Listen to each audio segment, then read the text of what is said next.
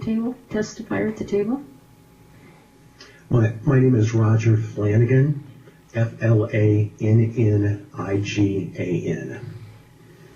I'm here representing myself as a homeowner, and I also have a real estate practice. I'm a licensee, a licensed realtor in the state of Nevada.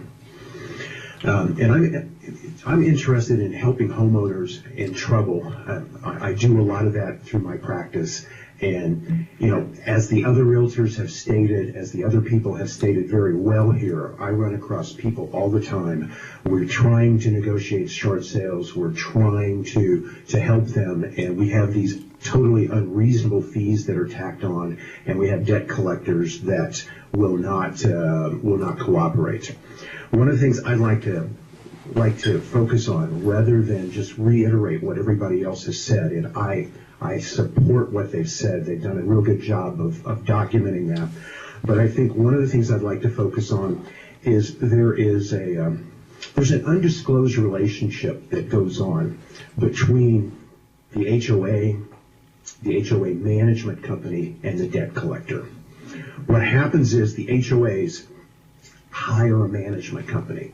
So there's a for-profit company that is involved in the management. In my particular case, for my HOA, it's a company called RMI. Now, there's also a debt collector that gets hired. In my particular case, it's Red Rock Financial. As Troy was saying earlier, the REO realtor, he's saying follow the money. Well, in this particular case, it's very interesting because RMI, the person that owns RMI, also owns Red Rock Financial. I personally got behind in real estate, or in my HOA dues a few years ago.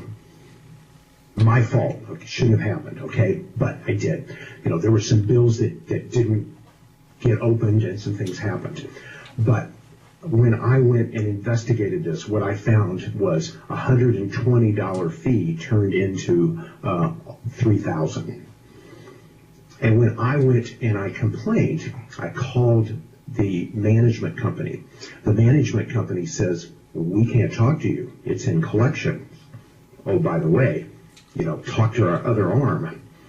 But they didn't tell me that. So I made an appeal. I made it a formal appeal.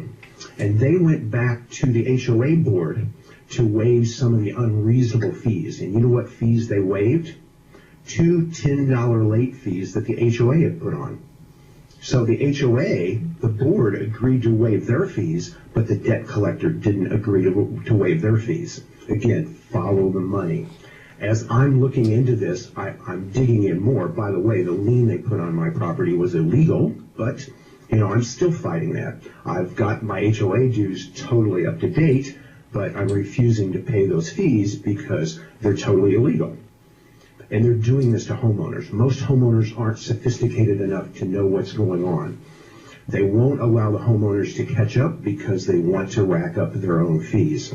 And this corrupt relationship is there. It's not disclosed. Nobody knows about that. And what happens is we're just promoting it. This bill promotes that relationship. If we want to focus on solving the problem, we need to stop the corruption that's inherent in there. The HOA board members aren't even aware of what's going on. This bill promotes that relationship. This bill promotes those fees that are totally outrageous. And when you look at the fees, the foreclosure fee for a first deed of trust is small compared to the fees that these guys are tacking on. I think if you want to make some improvements, you'll look at other ways of solving this problem. Maybe you even want to look at things like giving the HOA more than 9 months, but you strip away the collection fees. The debt collectors are not doing the HOA any benefit. They're actually hurting the HOA. The HOA doesn't get these fees, the debt collectors do. Mr. Flanagan, that long pause also correlates with the end of your time. Okay, thank you. Thank you very much. Our next witness, please identify.